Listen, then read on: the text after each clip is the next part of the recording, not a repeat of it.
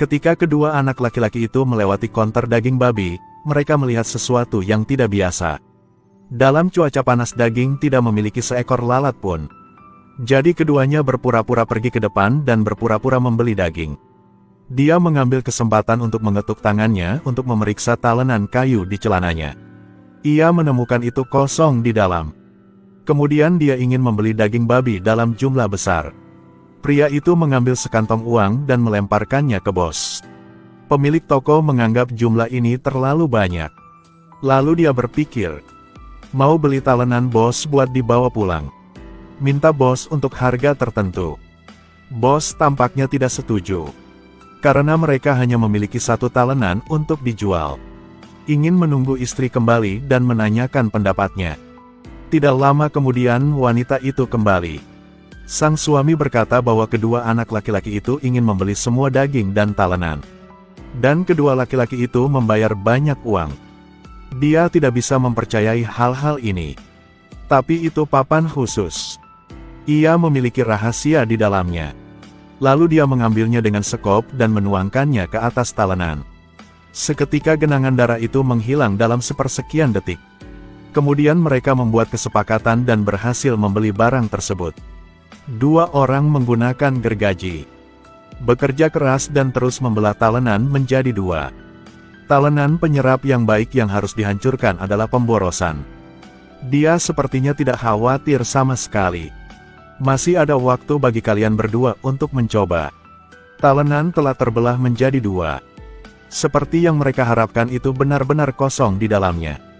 Dia ingin tahu duduk dan melihat ke dalam talenan. Sepertinya ada sesuatu yang muncul. Semua orang berdiri diam menonton. Memang ada binatang yang menakutkan di dalamnya.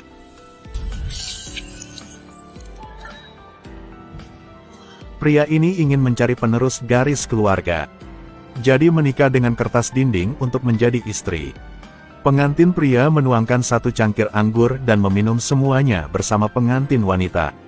Kemudian dia membuka kancing kemeja pengantin wanita. Dan tarik kembali tirai. Dua orang memulai malam pernikahan mereka. Keesokan harinya kertas dinding ini malah hamil. Tetapi saudara itu berkata kepada pria ini, jika boneka kertas hamil intinya tidak beruntung. Harus melalui kesengsaraan untuk keluar dari bahaya. Tapi orang kertas bisa menyelesaikan bencana. Jadi pada malammu dia memulai ritual. Pria menggantung cermin di sudut selatan rumah. Lalu taruh baju boneka kertas dan satu mangkok di atasnya. Dan kemudian memasukkan tanggal lahir pengantin wanita. Dia menaburkan bubuk putih di sekitar rumah. Kemudian mengambil 3 sumpit dan mencoba membuat mangkuk. Selama sumpit bisa berdiri di mangkuk. Kemudian dia bisa melihat jiwa mempelai wanita. Segera pria itu mengikuti instruksi dari metode rahasia. Setelah berulang kali, dia tiba-tiba melihat sosok yang lewat di luar jendela. Pria itu buru-buru membuka jendela untuk melihat siapa itu. Benar saja, ada garis jejak kaki di tanah. Lalu dia buru-buru menyalakan obor. Membawa cahaya menuju altar. Saat ini 3 sumpit di mangkuk berdiri secara ajaib. Orang kertas di atas juga menghilang. Tidak meninggalkan jejak. Ketika pria itu berbalik dan melihat sekeliling. Tiba-tiba suara seorang wanita bergema di dalam rumah.